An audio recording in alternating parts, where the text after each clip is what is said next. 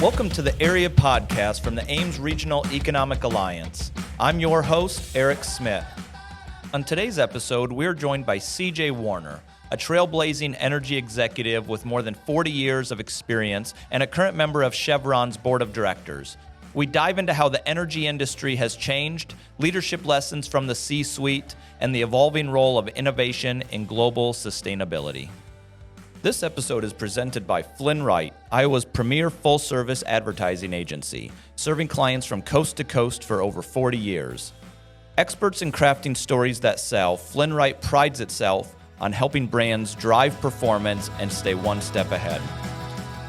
CJ Warner, thank you for being on this episode of the Area Podcast. How are you? I'm great, thanks. It's my pleasure to be here. Well, I feel like we're going to have a lot of stuff to cover. So you're an energy executive. We're going to get into your entire professional journey. But you've been located, you live here in Nevada. So, for the local tie, you were CEO of Renewable Energy Group, honestly, probably not all that long ago. But then you have 40 years of energy executive experience. You've told me that now you've flunked retirement. So, so walk me through a little bit of your professional journey. I know you have a degree, a chemical engineering degree from Vanderbilt University. I'd imagine that was your gateway into this field, but then you've just sustained it for, 40 years. Yeah, it's been an amazing journey. I'm just so grateful to still be on it. But yeah, it was probably more than 45 years ago now, I'm kind of afraid to say, when I was home for the summer, learning to become a chemical engineer, took a summer internship role at the Amoco Research Center, which is in Illinois. Okay. And just fell in love with the industry. I really had no idea about the variety of things that needed to be done in order to pull things together that we all take for granted every day. Yeah. So I got a little taste of it that summer and realized that it was something I was very passionate about. And at the time, I was actually pre-med. Oh, really? Okay. Yeah, and so I kind of decided, well, after I graduated, I'm going to keep doing this energy thing because it's so exciting, and then I'll, keep my options open if I want to continue on to med school later. But, one thing led to the other. It was just one challenge and exciting thing to do after the other, and just built on itself. And I never, ever imagined, growing up in the Midwest, frankly, the reason I took that job was because I could ride my bike from home. No, you didn't. So I could save money. I had a 12-mile ride to and from work. Yeah. But it was great, and it was a way to get exercise as well as not have to pay for fuel. And from that sort of humble beginning, ended up with an international career doing things I would have never imagined. But it was all fueled by a couple things that I knew that I wanted to do with my life. I wanted to make a positive difference, and I always loved the environment. I wanted to help protect the environment. And when I was growing up, we were not doing really well with environmental protection. In those days, we had rivers catching on fire, and in the river that was close to where I grew up, there was actually a sign on the banks that said, "If you contact this water, please call this number." It was that toxic. Yeah.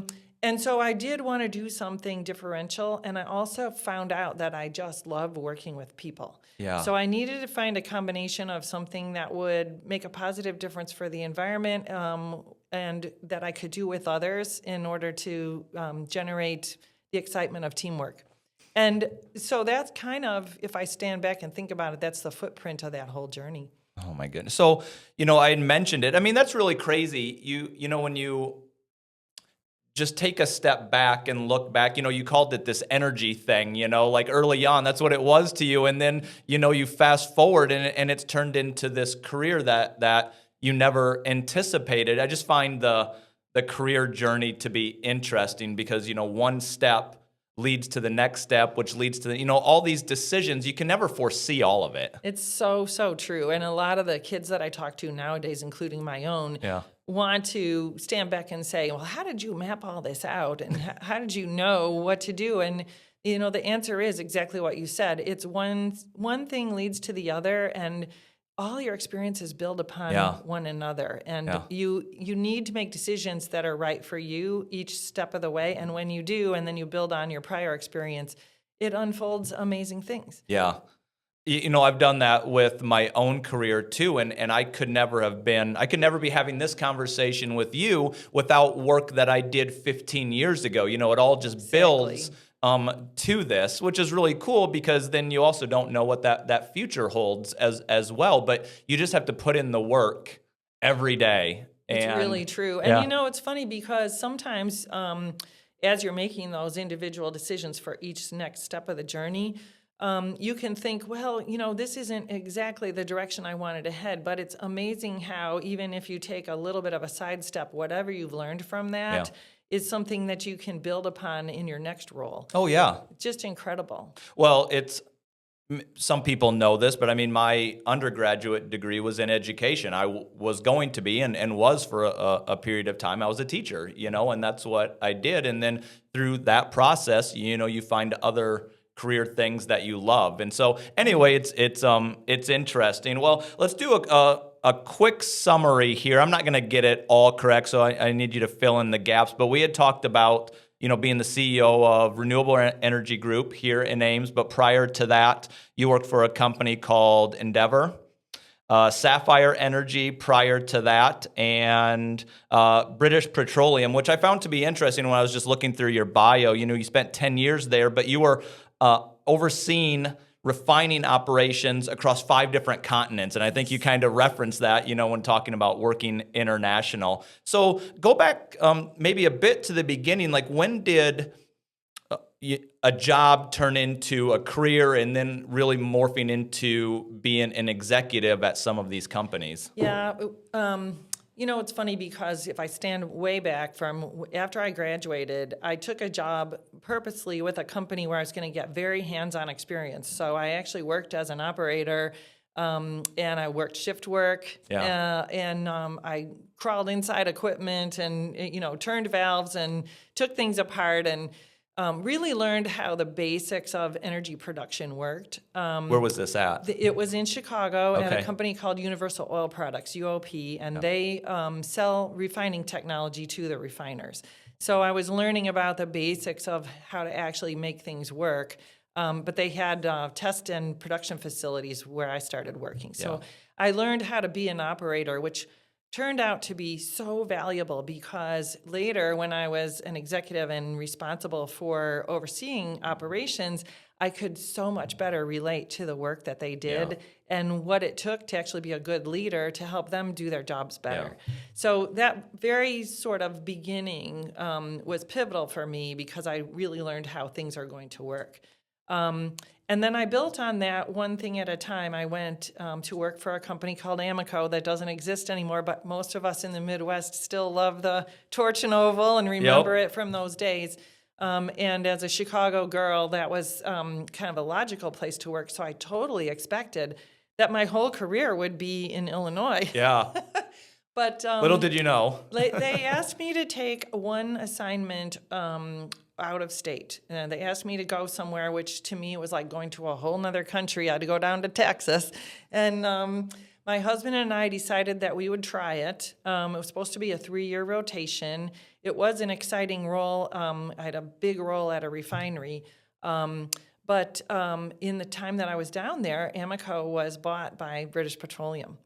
And that changed the world for me. But I was able to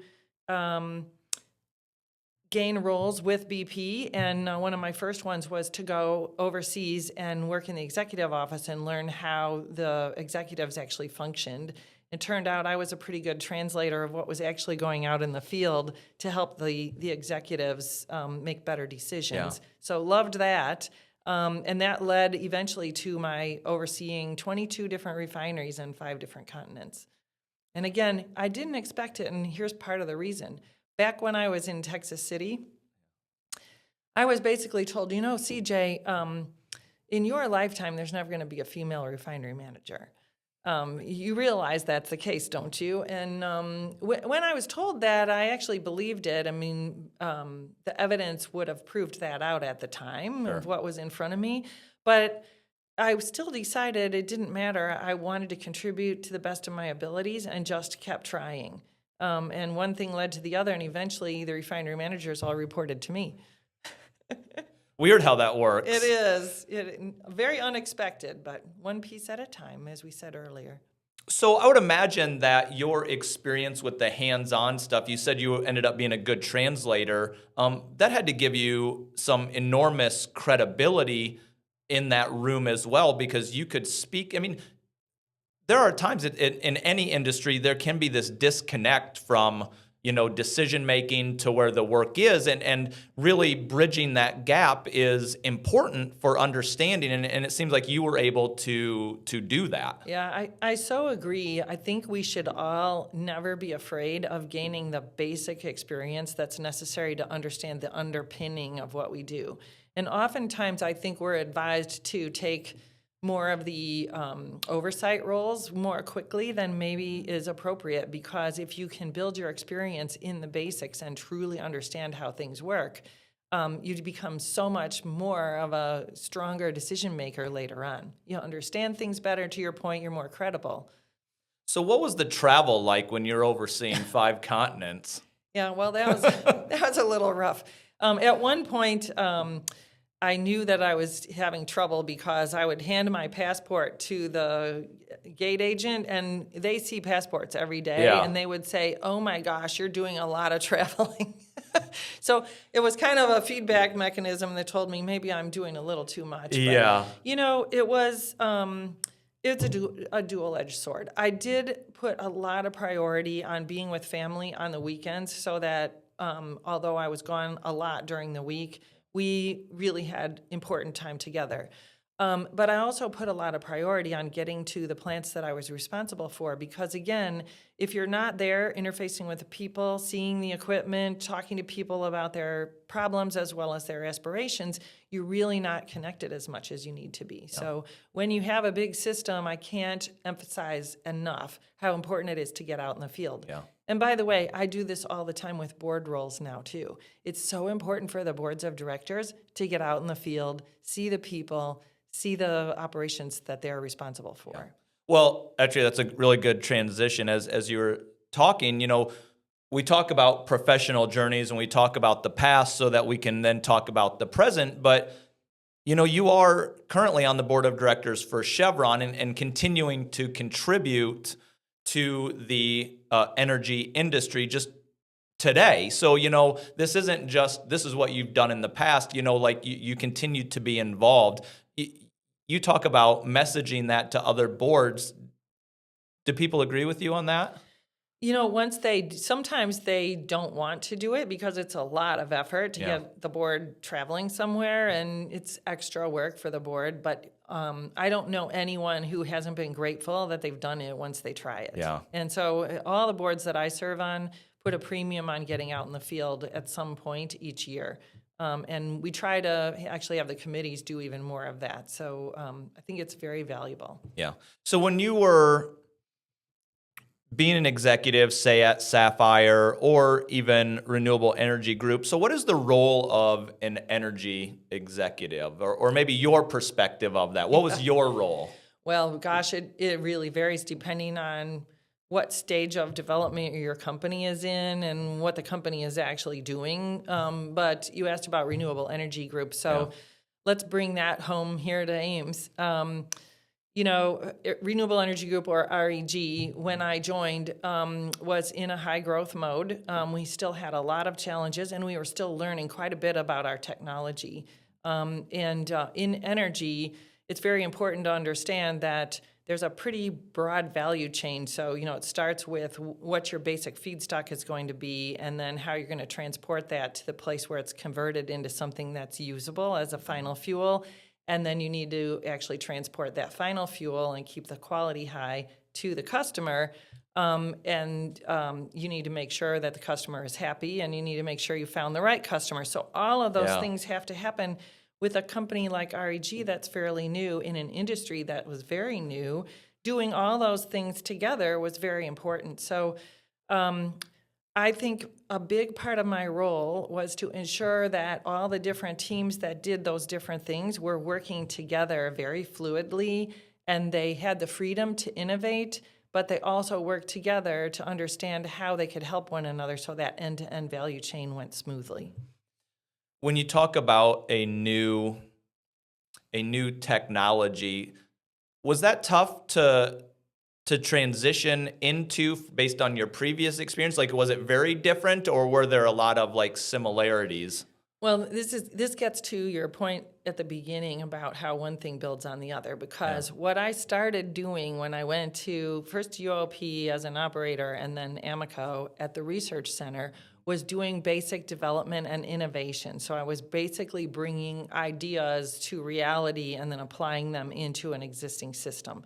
So that was my foundational work in my career, and I've always loved doing that. And so I've always been kind of an entrepreneur in all the different jobs that I've taken, where we brought new ideas to bear and then implemented them and carried them through. So in some ways, REG was a brilliant, for me, extension of all of that. But in the meantime, I had also learned some of the basics of what it takes to run a larger system efficiently, how to interface with customers better, how important it is to be able to work with suppliers in a differential way. So all these different things that I did in those other roles all came to bear at REG.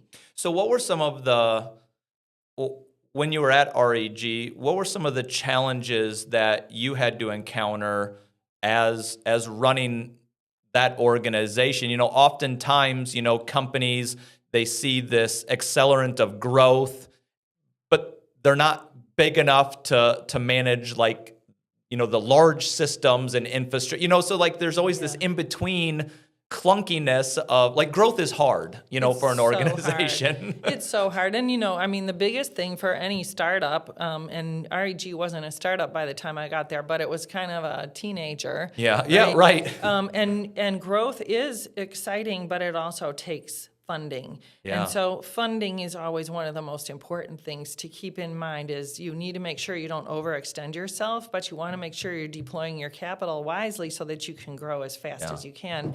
And then meanwhile, you've got margins going all over the place. So you have some great quarters and some not so good ones, and you have to manage through all of those things. So making decisions about capital employment, or deployment rather, is always important for any company, but for a company that's trying to grow rapidly and also doesn't have guaranteed returns, is a really big challenge and super important. So before getting to REG, you know, you had great leadership experience leading up to that. Like, what did you learn along the way that helped you manage, you know, these types of ebbs and flows for, as you said, a aged company? Yeah.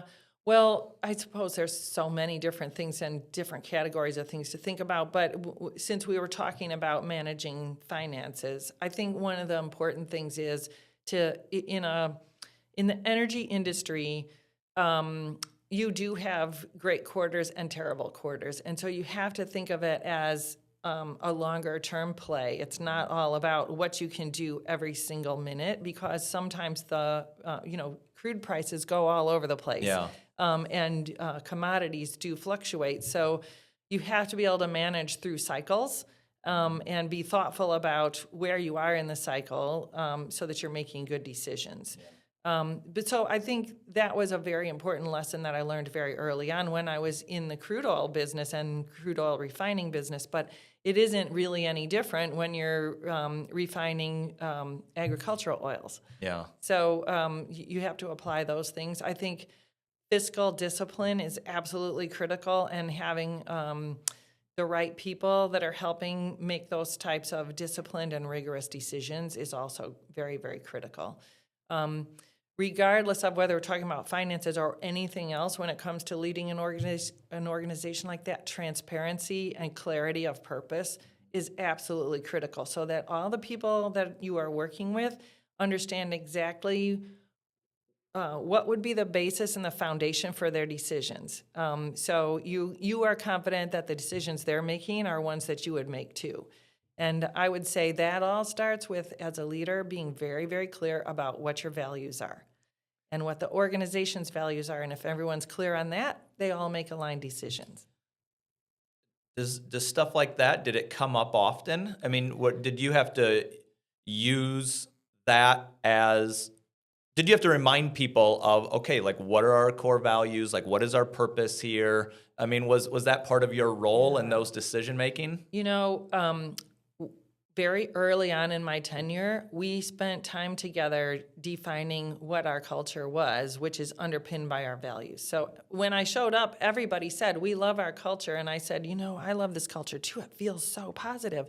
But let's describe what the foundations of this culture are. Well, then everyone had different opinions. Okay. So aligning that into a consolidated list of these are the norms we expect of each other and these are our values was an exercise. But once we did that, you cannot believe how aligning that is. And so we spoke about values a lot. And maybe the best example of why something like that is important came up fairly early in my tenure, which was COVID. Okay. So COVID comes along, and all of a sudden we have this massive uncertainty, which is tainted by realistic fear and a concern not only for ourselves and each other as humans, but also what's going to happen with the business secondarily to that. Yeah. And how are we going to make decisions going forward? So transparency and communication is a starting point. So I put a very big premium on communicating with each other very, very regularly. In fact, the executive team met every single day on Zoom for a little while just to check in and make sure that we were checking in with our people. But what I was able to reassure everybody about in the face of all that uncertainty, because people would ask, CJ, what are you going to do about X, Y, Z in COVID? Well, sometimes you can't answer those questions. Correct. And I would say, I honestly don't know, but what I can guarantee you is whatever decision we make is going to be consistent with our values. And once everybody knew that and could see that that was what was happening, we could all relax because we knew whatever the outcome was going to be was consistent with what we had laid out for ourselves as being important. Tell me about the team that surrounded you during that time. As it's impossible to do it all, and you referenced a couple things, you have to keep tabs on the financials and, the performance of the company and supply chain. But then you also talked about culture and, reinforcing the core values. But singularity, you can't do it by yourself. You have to be surrounded by the team. So how did, Exactly right. tell me a little bit about maybe the team or how, you would model to the team and then, it can continue to filter through the company. Yeah, well, we had a team of great experts, oftentimes in their own area. And what we worked on very carefully together was to make sure we weren't functioning in silos, but we're working across boundaries. And I will tell you, every single time I have brought teams together to learn how to work across boundaries, that's when we get breakthroughs. Because so often you're so focused on your space, like whether it's marketing or whether it's feedstock supply, and it's important for you to be very, very focused on that. Yeah. But when you start talking to each other, you start realizing there are possibilities you would never imagine otherwise. So we worked together as a team to make sure we were working across boundaries. When we would set up tasks, we would often do it as a task force so that there were teams, and we were ensuring that there was inclusion across the board in how we were making those types of decisions instead of just one team leading it. Yeah. Do you have anything top of mind, like a pivotal moment in your career that introduced change in your thinking on how to lead? I mean, COVID certainly was that for everyone. Yeah. That was an industry, every industry was impacted by that. That's right. It just changed absolutely everything. And I think, leadership was certainly challenged and valued during that time. But was there anything prior to that where you had this aha moment of okay, this works? Yeah, for sure. It happens. Well, first of all, let me underpin what I'm going to say by saying one of the most important things for you to do as a leader is to have your mind open, be intellectually curious, and learn. and learn from the things that go well and learn from the things that don't go so well, and then help your team be open to that too, so that you're leading a learning organization. But backing up, because of that, and that's a philosophy I hold, I'm constantly learning something and having pivotal moments where I realize, oh gosh, I should have done that differently, or wasn't that great? Let's make sure we can repeat that. Yeah. One of the more pivotal ones for me as a leader happened after I was at Texas City. I did get a refinery manager job at a beautiful refinery in Yorktown, Virginia. It was the only refinery in the state. Most of the people that worked there were second or third generation employees, so they valued their job, and their fathers or their grandfathers had helped build the place. So it was very precious to them, but it wasn't running very well. And the company, when BP bought Amoco, because of the antitrust rules, did have to divest some assets. And Yorktown was on the list of divestiture.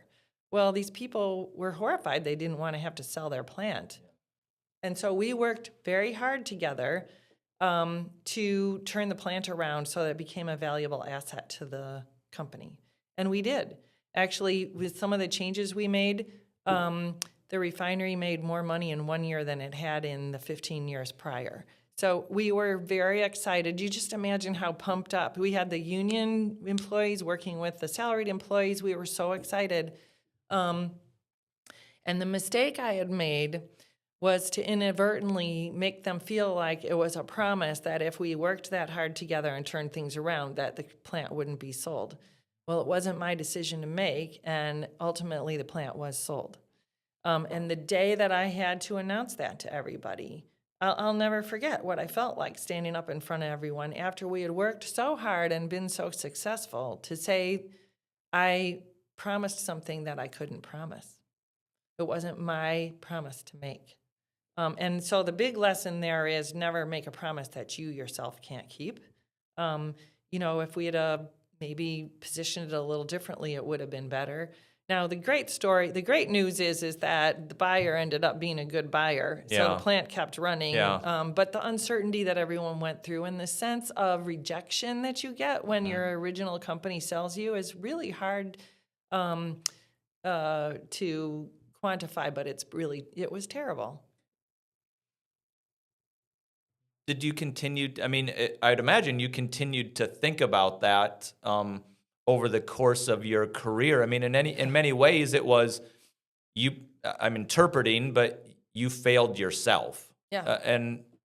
That's almost the worst. I absolutely think so. And so as a leader, what you have to do is get back up, dust your pants off, learn from that, and realize that what you just learned is going to be something that you can use to help somebody else in another iteration. Yeah. This episode of the Area Podcast is sponsored by... You have a story to tell. That story has a job to do. To be seen. To be heard. To sell. To find inspiration and insight. To use persuasion to change behavior. To turn strategy into tactics, tactics into action. To sell. Nobody does that better than Flynn Wright. It all started with the mulch colorant that made our name. And now, Color Biotics manufactures millions of pounds of product month after month, bringing brilliance and resilience all around the world. And as we look ahead, all we see is growth. A growing customer base and growing sales mean a growing team. From the lab to the field, backyards to ball fields, and beyond. We need vivid imagination, intense passion, and brilliant ideas. If that sounds like you, we have one question. Are you ready to get to work? ColorBiotics.com/careers. Just south of Iowa State University, in the heart of the Midwest, sits the Iowa State University Research Park. 550 acres of opportunity and innovation. With over 1 million square feet of developed space, it's home to more than 145 tenant companies, from startups to global leaders. Discover innovation hubs, collaborative spaces, and a community that's shaping the future. Whether you're scaling up or starting fresh, ISU Research Park has room to grow. Visit isupark.org to learn more. So in the energy field, I mean, this is an industry and topic that, we've been talking about local with, renewable energy group, but, wherever you work, there's certainly like this local component, but this is a topic and industry that has national implications. I mean, these are, you're part of like this national grid. I mean, the number of times, on the nightly news, you hear about oil prices or energy this and energy that. Was that on your mind that not only do I have like this, local impact, but I'm part of this infrastructure that impacts the country and even the world beyond that? Obviously you did when you were going across the entire globe, across 5 continents. Absolutely. Well, for one thing, it's important to remember Renewable Energy Group is an international company, and they have plants in Germany. The impact that you have if you're producing energy is going to be international because it's an international commodity. Yeah.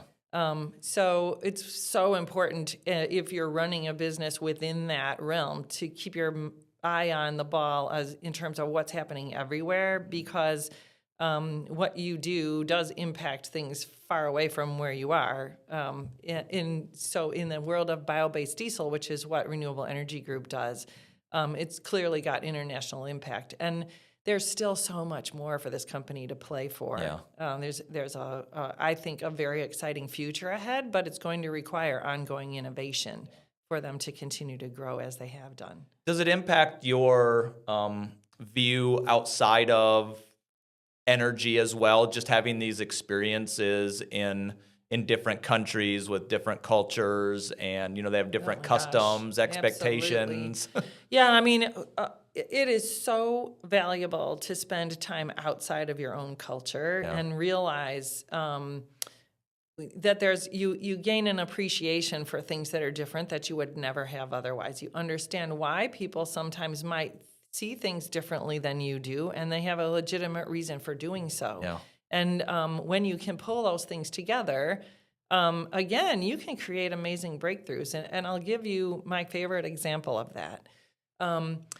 In the middle of my career as an executive at BP, I was assigned a role where I was responsible for, this was before I had all the refineries, I got a subset of them that I was responsible for, and it was called international refining, and I put that in quotes because what the British called it was the sweepings. In other words, they had a grouping of refineries in America, and you could tell why they all linked together. Yeah. And there was a grouping of several of them that were in Germany, and you could tell why they all grouped together. And then there was everything else. And these plants didn't have anything to do with each other. So there were a couple in Australia, 7 hours apart from each other. There was one in Turkey. There was one in France. There's one in Scotland.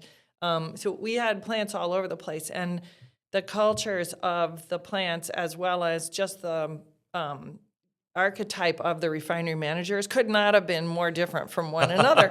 So I still remember my first day as their leader coming in, and you could tell they were all sitting there in kind of a huff, like, why do I have to be here? This is not useful. Most of them had to travel a long way to get together. Yeah. And now, not only that, we have this female boss. What are we going to do now? And that day I had them all speaking about, what was valuable to their plant and what they needed to do. And they were kind of like, it was like a Mel Brooks movie where they were each a caricature of their culture. So, the French guy was kind of huffy and proud of his place, and the Scottish guy's ready to argue with everyone, and the Australian guy's like, what's everybody's problem? Let's put something on the Barbie, So, yeah. And I basically had to stand back and think, how am I going to create value out of this? And what I did was basically have them gain a different level of appreciation for each other. So they each, I traveled each of their plants and figured out what they were differentially really, really good at versus everybody else. And they became responsible for helping everyone else become really good at that thing. Oh, okay. And then when we did that, we also traveled to each other's plants. And as part of that trip, we would learn about whatever that thing was. but we'd also spend some time learning about each other's culture. Yeah. So we would, like when we went to Scotland, we went to the Tattoo, which is in Edinburgh Castle, where you learn about the traditions of the military there. When we were in France, we would learn about the history down in Provence. We just did a lot of different wonderful things. Yeah. The appreciation these guys got for each other was so dramatic. And instead of arguing, they were the closest knit team that we had. And the performance was tremendous because we did adopt best practices around the globe. Yeah. So it did come from appreciation of differences, but by doing that, you bring those differences together and make something much better than you could have expected to begin with. Isn't it oftentimes the time in between, where you can spend time together and, you just interact, you just talk, you talk about family, you talk about, your homes, you talk about all of those things. And once that type of stuff can happen, trust builds and then understanding can grow from that. It's so true. And oftentimes, especially engineers, we don't put value on those kinds of things as much as we should.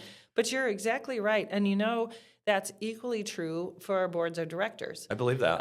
And boards in particular need to put a premium on developing a strong, tight-knit culture because they never know when they're going to be up against something that's challenging and maybe on a fast wavelength.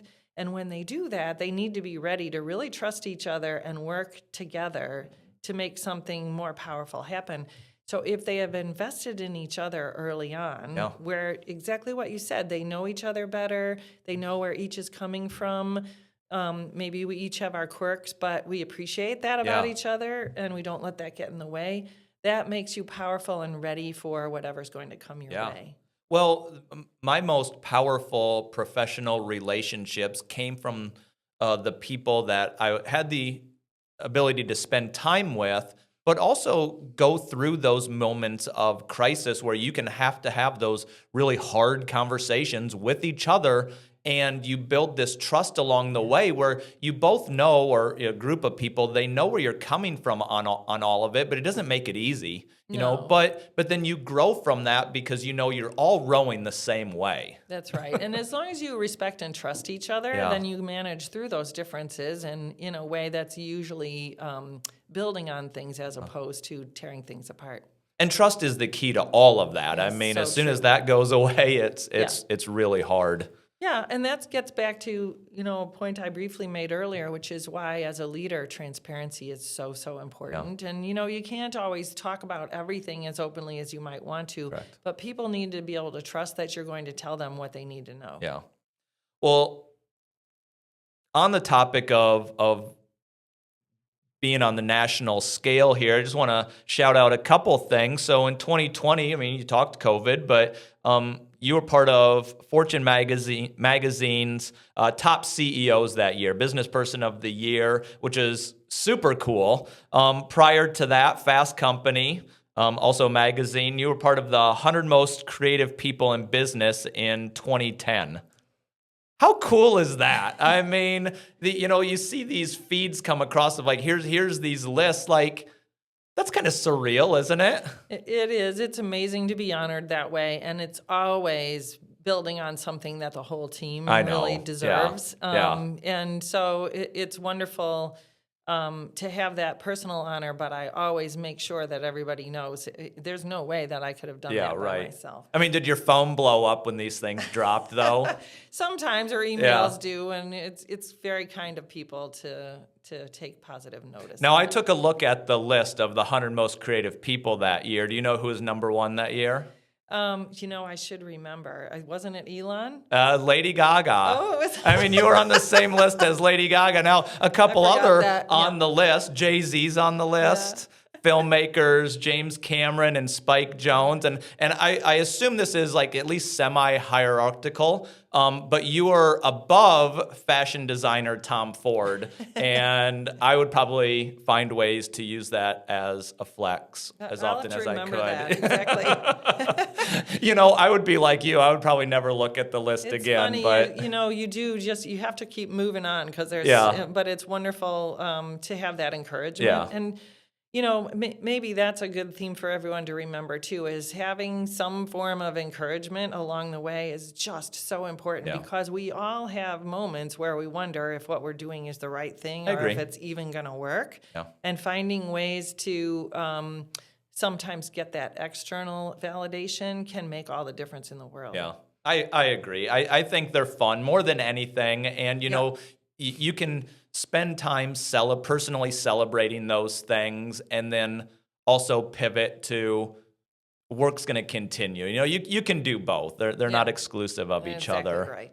Well, you had told me, that you're flunking retirement because in addition to being on the board of Chevron, you're also on a variety of other boards. Do you want to talk some about those? Yeah, I'm really happy to. So at Sempra, which is both a regulated and an unregulated utility, we have utilities in Southern California as well as Texas, and we're also building out a fairly large LNG business.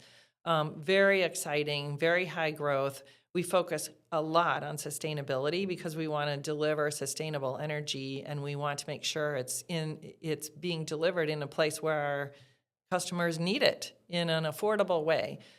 So there is always some kind of amazing dynamic for us to be involved in, and Sempra is just a fabulous company. I couldn't be more thrilled to be part of it, and it's so interesting to be part of both traditional oil and gas as well as utilities, because those areas are starting to converge much more than they used to with the energy transition as it's undergoing. Another board that I sit on is Bloom Energy, where the founder and CEO have developed a fuel cell technology that enables us to deliver energy much more quickly to companies that need more power than what utilities can do today, using natural gas as a feedstock, but converting it electrochemically so that you're not combusting it. And so the CO2 emissions are much lower. The fuel cell technology just continues to improve, so the costs continue to drop, and its competitiveness is just going to continue to improve. So those are three very exciting places to be in energy, and I'm also a senior operating partner with a venture capital firm that focuses on identifying companies that have a technology that's scientifically proven and has the potential to have significant impact in decarbonization. Okay. And then we have a very experienced team. If we decide after a strong due diligence to invest in them, then our job is to mentor them and help them actually come to fruition commercially.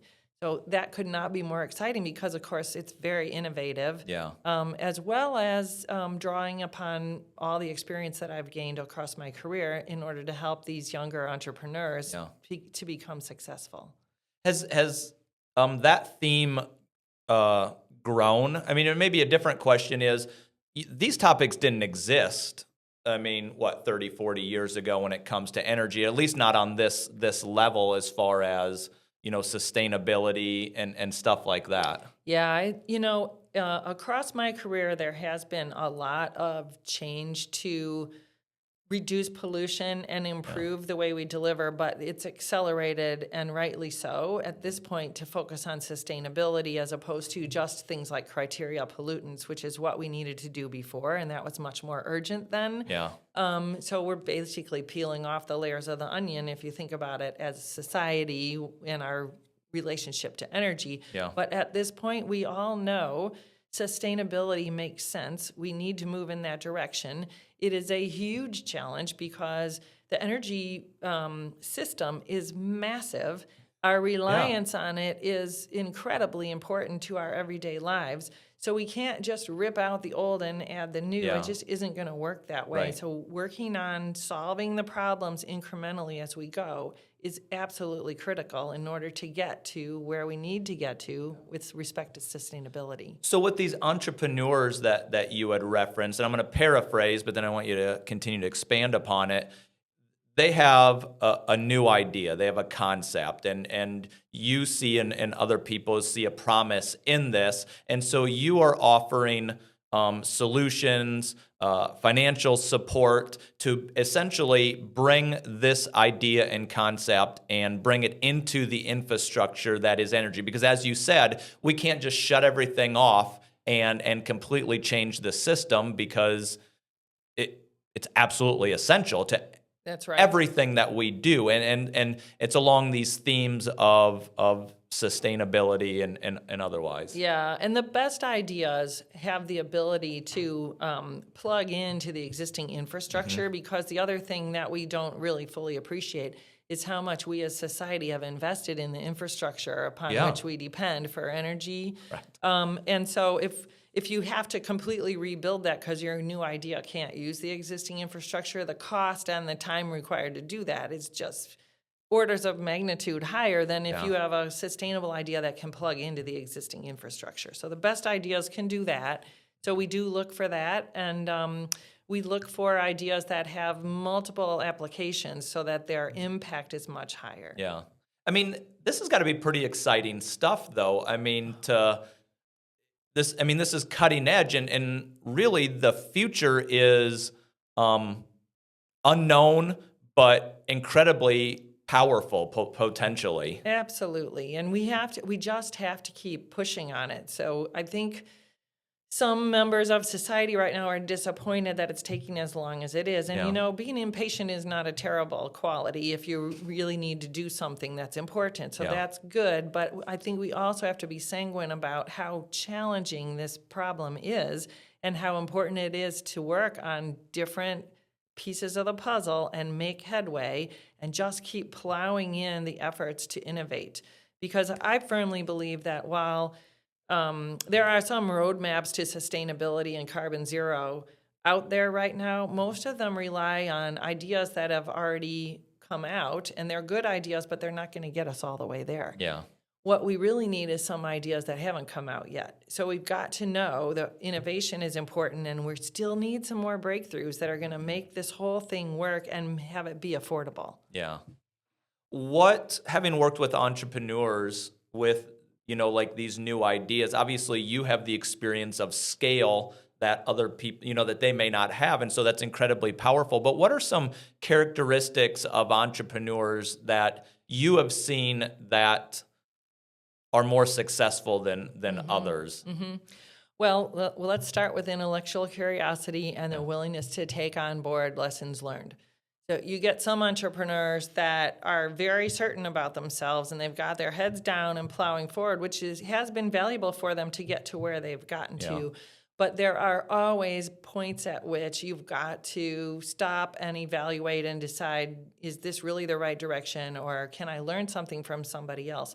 So the teams and the leaders that show an interest in getting input are the ones that are going to be more successful. It's just by definition. I think some of the other qualities that are really important is having fiscal discipline. I think one of the most common sad failures of really good entrepreneurial ideas is they run out of money before they get across the finish line. And then there isn't anybody else to pick it up because they don't really understand it well enough.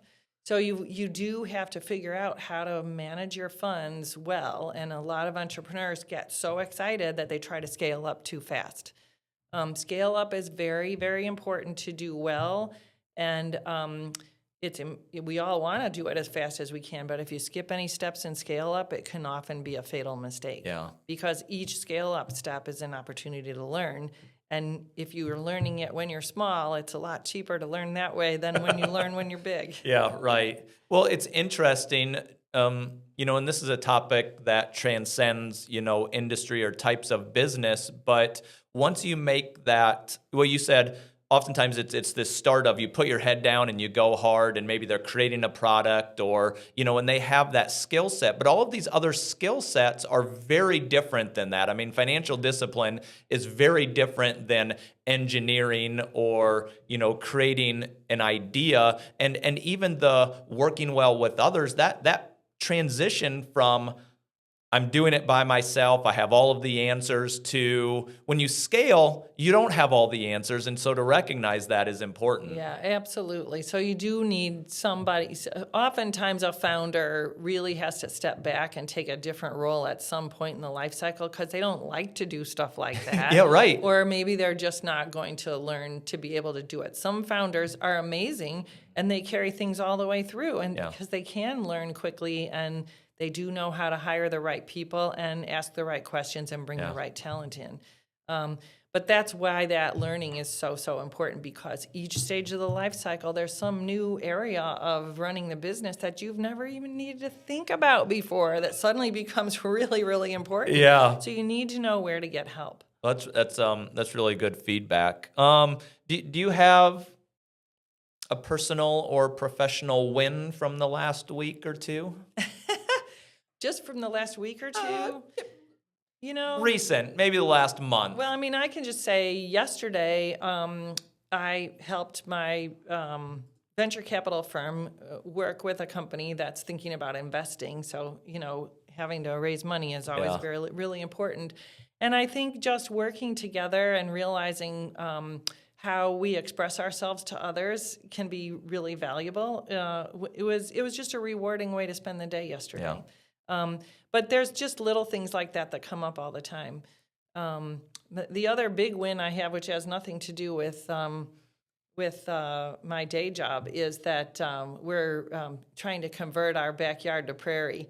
And so yesterday I was out walking because we've had enough rain this summer that the seeds are starting to take root. Okay. So that's pretty exciting. So you're seeing that pop up now. We're starting to see stuff pop up.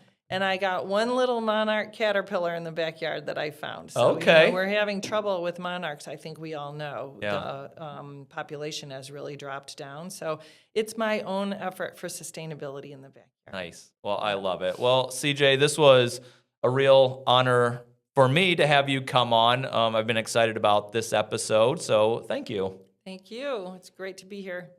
For anyone listening, if you like this episode of the Area Podcast, we would love it if you could subscribe and listen and tell your family and friends. This is the Area Podcast from the Ames Regional Economic Alliance, personal stories, professional journeys.